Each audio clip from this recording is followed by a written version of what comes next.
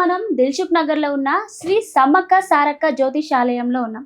ఇక్కడ ఎలాంటి సమస్యలున్నా, ప్రేమ సమస్యలు, పెళ్లి సమస్యలు, సంతాన సమస్యలు, ఎలాంటి సమస్యలున్నా మనకి చెప్పడానికి మనతో పాటు ఉన్నారు ప్రముఖ జ్యోతిష్య పండితుడు కోయదర శ్రీనివాసరాజు గారు. మరి గురుగారితో మాట్లాడి అనేక సందేహాలను తెలుసుకుందాం. నమస్కారం గురుగారు. ఓం నమ శివాయ, ఓం నమ శివాయ. జై కొండదేవత అమ్మవారు పరబ్రహ్మ పరమాత్మ నమః జగతుర్తి పరయా బ్రహ్మ హరిహరాయ శ్రీ గుణాత్మవే సర్వకవతిగామి దర్శ దర్శ దత్తాతిర నమసంతిని సిద్ధి కురు కురు కురు కురు కురు స్వహ. ఓం నమ శివాయ. చెప్పు తల్లి. గురుగారు, వృషభ రాశి వారికి ఎలా ఉండిపోతుంది గురుగారు ఈ వారంలో?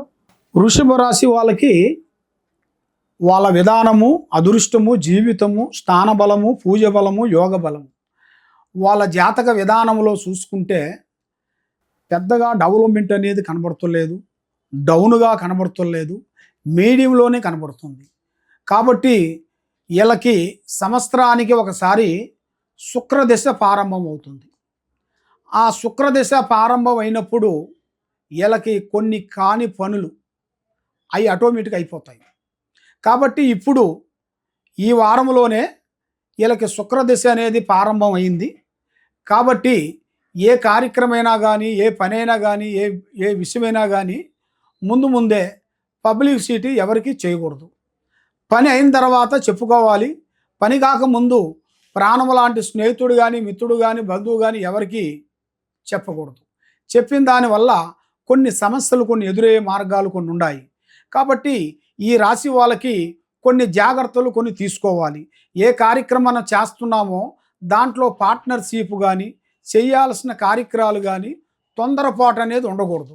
ఏ కార్యక్రమం చేస్తున్నామో దాని గురించి మనం వెళ్ళాలి, కానీ మన మైండ్లో ఒకటి ఉంచుకొని ఇంకోటి చేస్తే అది కొంచెం ఇబ్బందికరం అయ్యే మార్గాలు కొన్ని కనబడుతున్నాయి. కాబట్టి మీరు ఏమి చేయాలనుకున్నా, ఎక్కడ పోవాలనుకున్నా కూడా మెయిన్గా మీరు పూజించాల్సింది నవగ్రహాలని ప్రార్థన చేయాలి. ఆ నవగ్రహాలు పారార్థన చేసిన దాని వలన మీ మీద ఉండాల్సిన కొన్ని శని దోషాలు శాంతవరం అనేది అవుతుంది. గురుగారు, ఈ వృషభ రాశి వాళ్ళు ఏ దేవుణ్ణి పూజిస్తే మంచిదంటారు గురుగారు? ఈ రాశి వాళ్ళకి నవగ్రహ దేవుణ్ణి పూజించాలి. శని మహారాజును పూజించాలి. 9 వారాలు శనేశ్వరాలయంకి వెళ్ళేసి, అంటే నవగ్రహాలు మనకి శనేశ్వర టెంపుల్కి ఉంటేనూ టెంపుల్కి వెళ్ళొచ్చు. లేదు మనం శనేశ్వర టెంపుల్ లేని విడల మనకి దగ్గరలో ఉండాల్సిన ఏ గుడి అయినా కానీ నవగ్రహాలు ఉంటాయి. 9 నవగ్రహాలు ఉంటాయి, అక్కడైనా చేయొచ్చు.